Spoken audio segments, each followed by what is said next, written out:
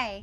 Welcome to Dr. Carr's Pro Tips and Tricks for Using Your Imagination as a Survival Strategy in Times of Pandemic.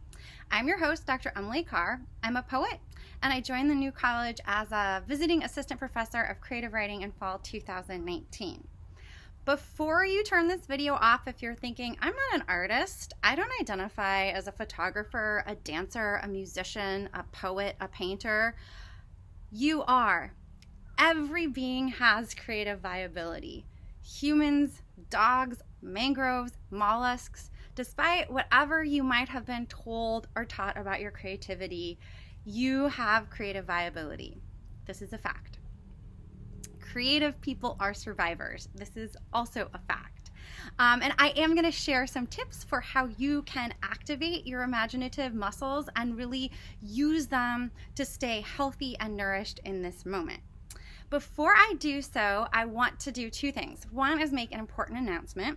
It is very strange to share good news in these unprecedented times. It is more important perhaps than ever. So I am delighted to announce that the Joint Disciplinary AOC in Creative Writing has been officially passed. We have a website, and it is now a pathway that is open to all new college students. So you can go to the website, you can read the program description, about requirements, and I would love to talk with you more if you're curious about the future of creative writing at New College. The second thing I wanted to say is that I am a writer. I am not an extemporizer. I think by putting words on the page. So I've got some notes that I'm going to be referring to throughout. In this moment, I have been sharing, actually let me back up and check my notes.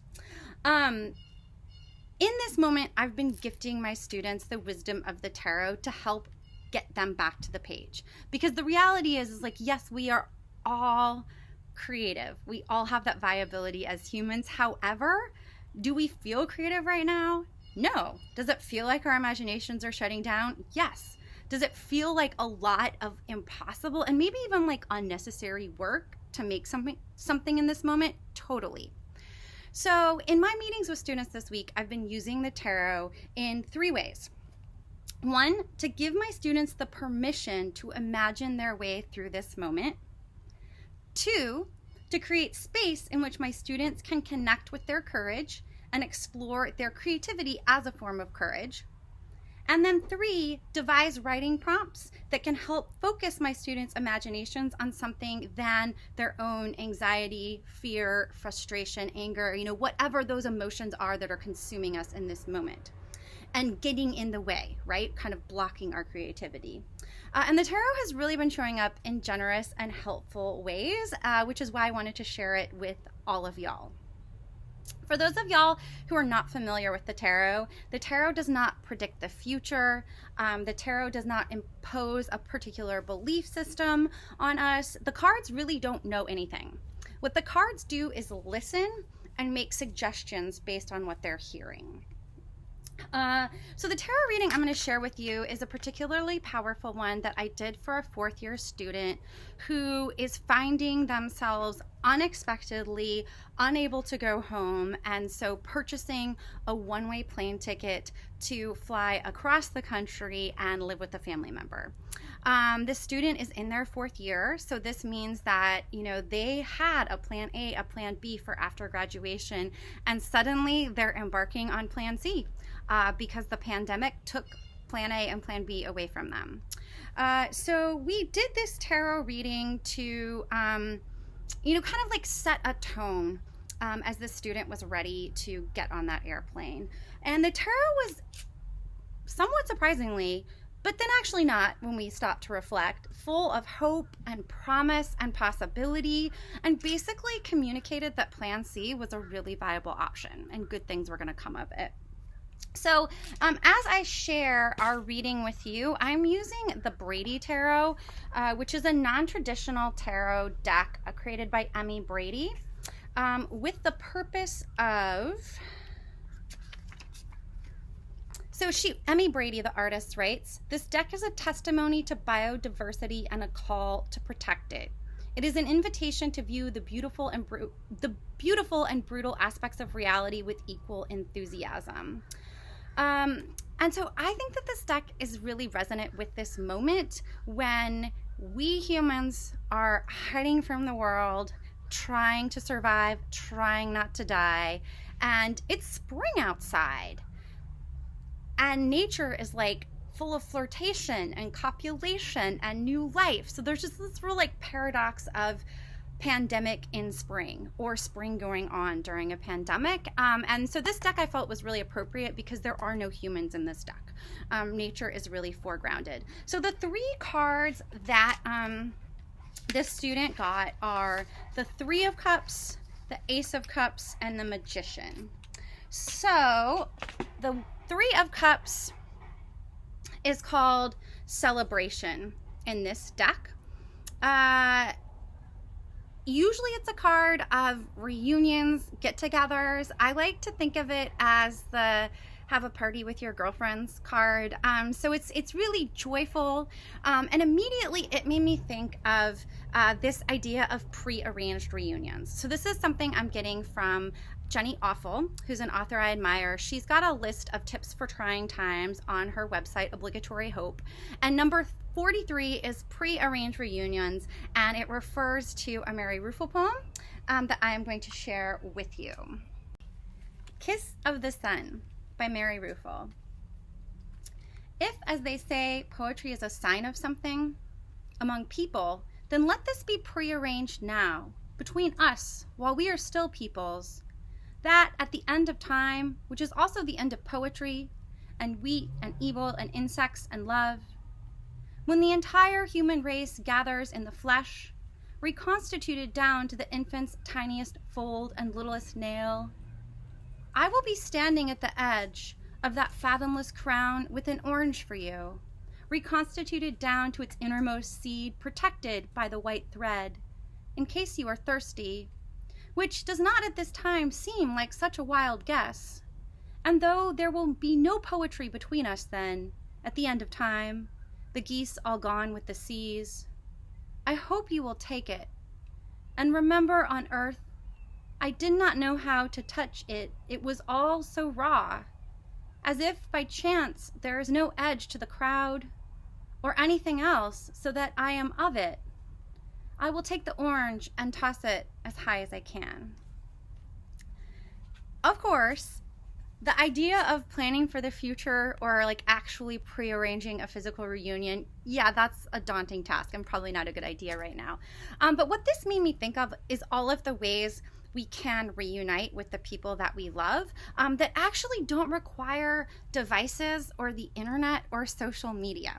So I have been making, I call them revenge postcards, but I mean this in a really playful way. I think of them as pleasantly ominous. So I've been collaging these postcards rather meticulously and obsessively. They take forever. I think it's really good to find a project that you can get really like obsessive and meticulous about.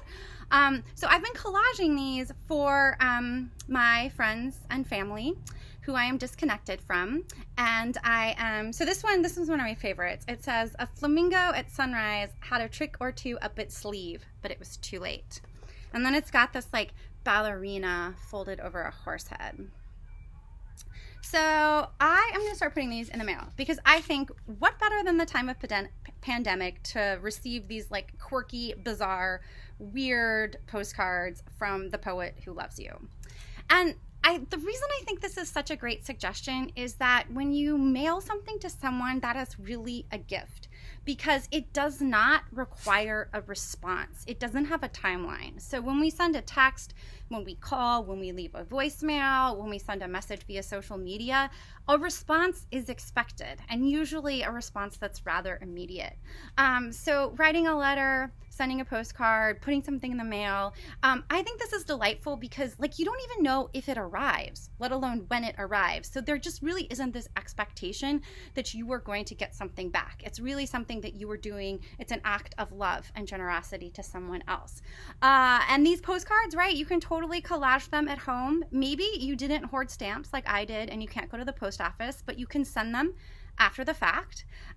So that's pro tip and trick number 1, which is coming to you again from the 3 of Cups, the card of celebration. So the second card that I drew for this student is the Ace of Cups. All aces are cards of beginnings, and the cups is a suit that's usually associated with emotions and intuition. So this is really like a card of creative opportunity, some kind of creative beginning. And when I was looking at this card with this student, I was thinking quite a bit about this idea of using our imaginations to spark other people's imaginations. And then also that the importance of that, right? That if you are being imaginative in the space you're in, and again, probably everybody's creativity is shutting down, that's gonna be like a spark, right? To ignite the people around you to do something creative and imaginative. And that again can really be a gift and an act of love.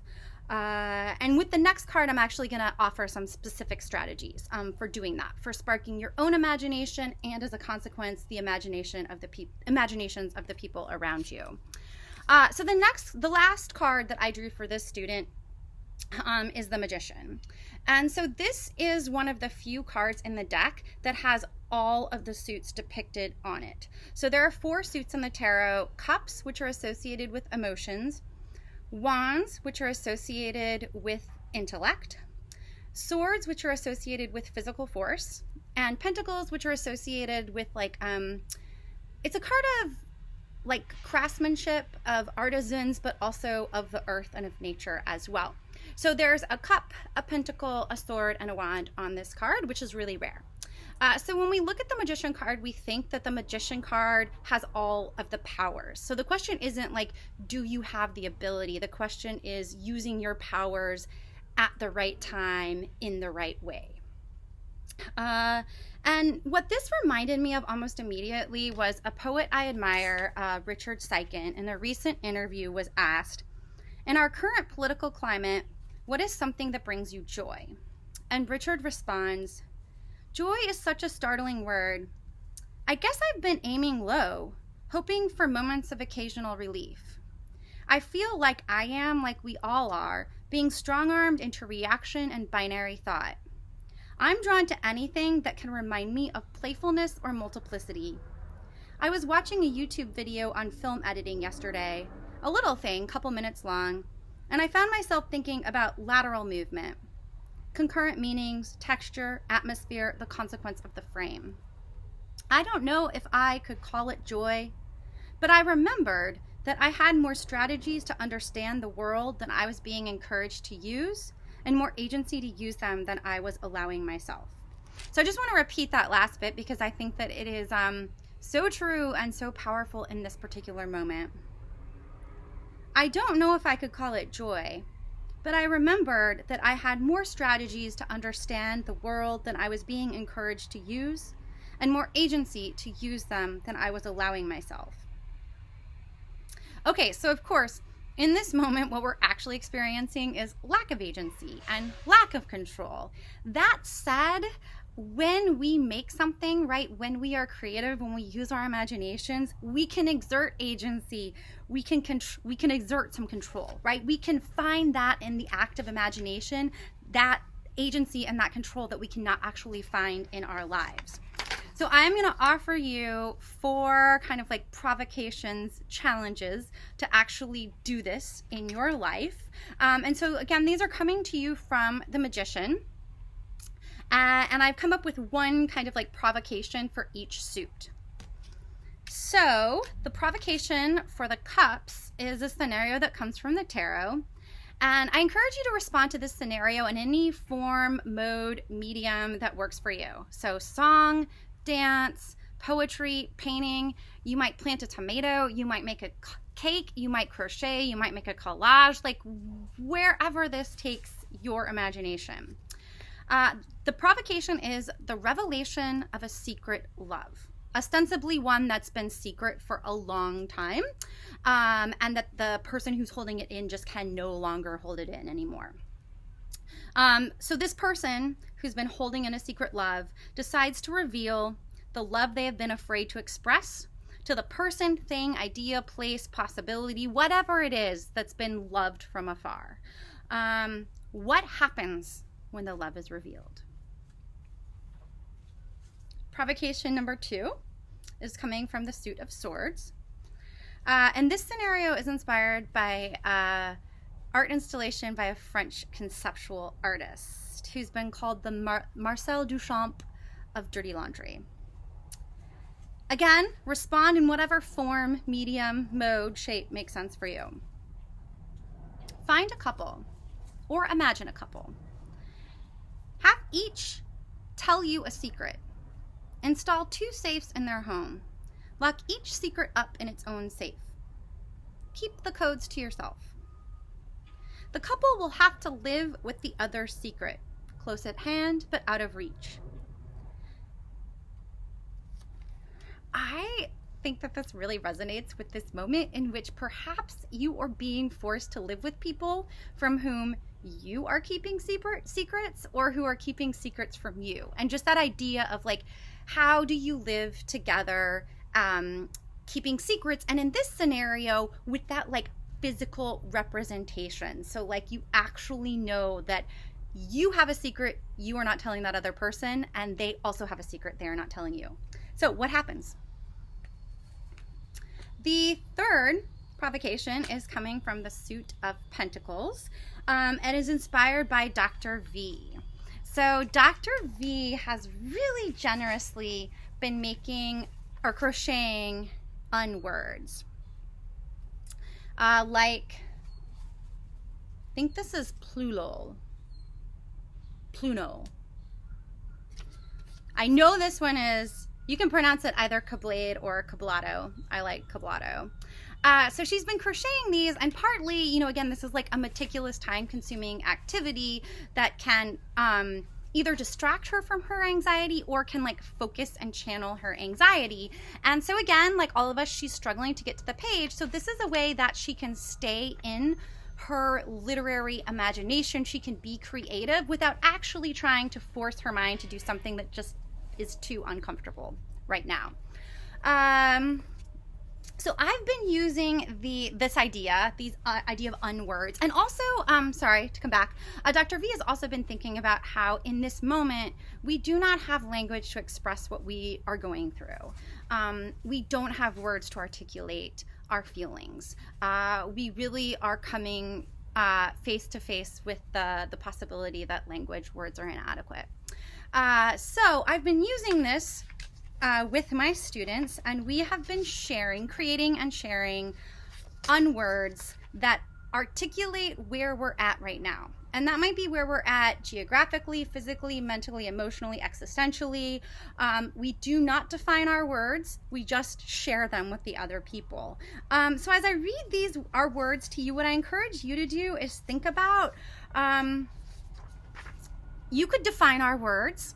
You could make up your own unwords that express where you're at. And I think this is a really great activity if you're around people who aren't using their imaginations, who don't think of themselves as creative, to do this like unword activity. And also people who aren't good at using their words, particularly in moments of crisis. So like, let's all just like come up with an unword that expresses how we feel and share it, and maybe define each other's unwords.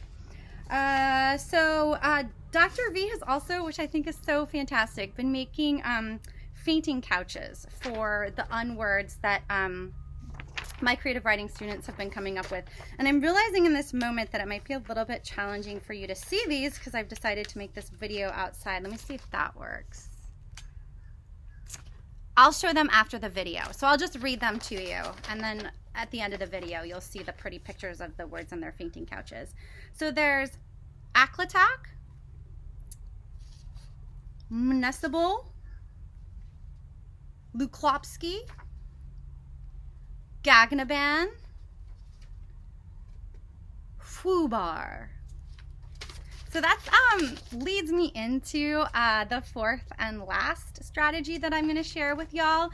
So again, wands we often think of as a suit that's associated with the intellect, and I think that we often forget that humor is a form of the intellect, and it is also a survival tool. So An actor recently initiated a project called #ReadSonnet, and this is asking actors to read sonnets to soothe us in our isolation. So actors make these really informal, at their homes, videos of themselves reading sonnets, not necessarily by Shakespeare, and quite frankly, not even necessarily sonnets. And then they post them to this Twitter feed. So the last thing I want to leave you with is a really delightful Shel Silverstein poem read by Rufus Sewell Source. Thank you for watching. Be safe, be healthy, be creative, and please stay in touch. If you're sloppy, that's just fine. If you're moody, I won't mind. If you're fat, that's fine with me. If you're skinny, let it be. If you're bossy, that's all right. If you're nasty, I won't fight. If you're rough, well, that's just you. If you're mean, that's all right too. Whatever you are is all okay. I don't like you anyway. Here are the tarot cards I referred to in my spread. So the first is Celebration, or the Three of Cups. Cups are depicted by horns in this deck. The second is Joy, or the Ace of Cups. And then the third is the Magician, which is card number 1 in the major arcana. These are Dr. V's crocheted Unwerths, Cablato, and I think this is Plulal. I want to say Plulal, but I guess it's more like Plunal, perhaps. And then here are the unwords that my creative writing students have been coming up with to articulate where they're at right now on the little fainting couches that Dr. V has been making for them.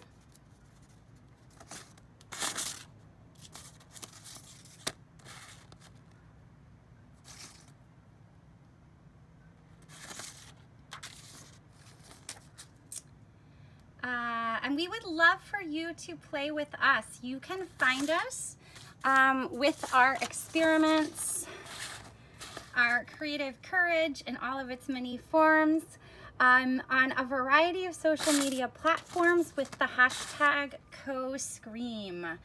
So hashtag CoScream, CoScream.